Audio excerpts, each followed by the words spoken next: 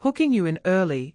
Imagine a movie release day so big it sparked a real-life Hamza Mazari, not the actor, but a fan actor clone who walks the Nagpur streets in full on-screen aura. Curious how far fan energy can bend a cinema release into a live, shared spectacle. Let me break down what happened, why it matters, and what it says about modern movie culture. The essence, in one line: Dhurandhar 2 isn't just a film release, it's become a canvas for fan embodiment.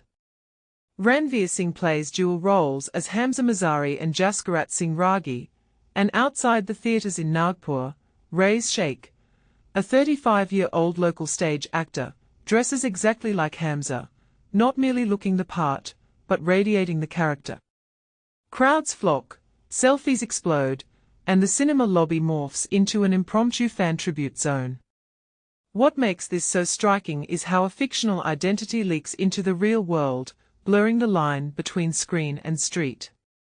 Personally, I think this kind of living character cross-pollination signals a shift in how audiences consume cinema today.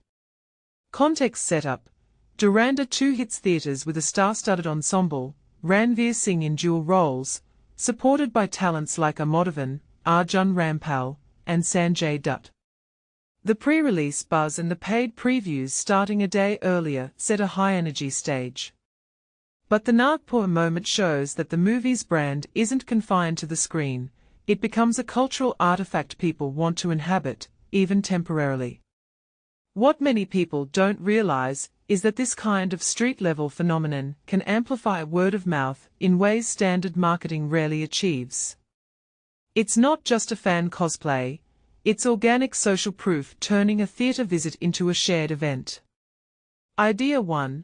The power of cinematic aura outside the cinema. Raiz is not just dressing like Hamza, he's channeling the character's energy, creating a living extension of the film. This matters because it converts a passive viewing experience into an active, social one, where strangers become part of the story for a few moments. In my opinion, audiences crave immersion beyond the screen. When a performer embodies a character in real life, it creates a tangible bridge between fiction and reality, fueling conversations, memes, and on-the-ground buzz. What makes this interesting is how it democratizes star power. You don't need a blockbuster trailer or a big-budget PSA to generate hype. A local actor with stage chops can catalyze a micro-event that travels across networks. From a broader perspective, this reflects a trend: films becoming live cultural experiences. Street-level ambassadors extend the film's life, influencing audience perception, anticipation, and even repeat viewership. Idea 2. The social mechanics of crowd energy. The crowd around Raiz isn't just curious, they are complicit in the performance. Selfies, autographs, quick interactions, these microactions turn the theatre precinct into an open-air fandom space. Personally, I think the quality of such moments hinges on authenticity. Raiz's real-world commitment to the look and feel matters more than a counterfeit cosplay, it feels earned, which sustains engagement. What this really suggests is a feedback loop. The more people engage with a character outside the film, the more the movie's brand compounds in public memory. That can lift opening weekend momentum and stickiness in viewers' minds for weeks. If you take a step back and think about it, this is almost a live preview of the marketing era where fan-generated content acts as currency. The line between advertisement and fan art blurs when fans participate at street level. Idea 3. The staged versus authentic performance paradox. Raiz's performance is a hybrid. Stagecraft meets cinema iconography. He's not a paid actor in the film, he's a citizen artist who weaponizes his theatre skills to recreate a film character in public spaces.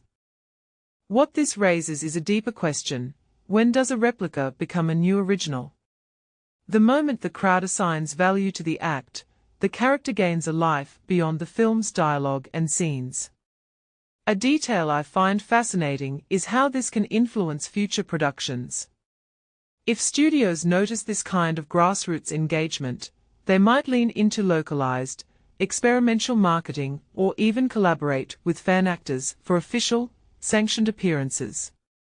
What many people don't realize is that these moments can alter a film's reception. Real-life caricature and energy can color reviews and social sentiment, sometimes improving perceived intensity or cultural relevance of the character. Deeper insight: the Nagpur moment as a micro-case study. The event isn't about a single lookalike. It's about culture absorbing a film's vibe into everyday spaces. When a city embraces a character as a living spectacle, the film transcends the screen and becomes local folklore for a moment. This aligns with a broader pattern. Audiences increasingly expect experimental cinema, where going to the theater feels like participating in something bigger than a movie, a live event with spillover into social media. The implication is that filmmakers and cinemas could benefit from encouraging, or at least accommodating these off-screen experiences, turning them into authentic endorsements rather than potential disruptions. It's a balance between protecting IP and nurturing organic fan culture. Closing thought: how this shapes future cinema rituals. This real-life Hamza Mazari moment hints at a future where cinema is not just watched but inhabited.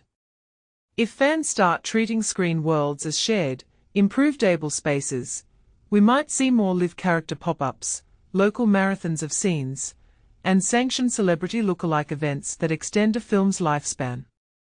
What this really suggests is that the energy of a release day depends as much on community storytelling as on the film's on-screen fireworks. If studios lean into this, the audience becomes co-authors of the cinematic experience, not merely spectators. Final takeaway: the Nagpur moment is a microcosm of a shifting media ecology. It demonstrates how character, place, and people fuse to create spontaneous cultural phenomena. My takeaway question for you: would you participate in a sanctioned off-screen character event for your favorite film, or do you prefer keeping the movie experience strictly inside the cinema? Let me know in the comments, and tell me which film moment you'd love to see live in your city.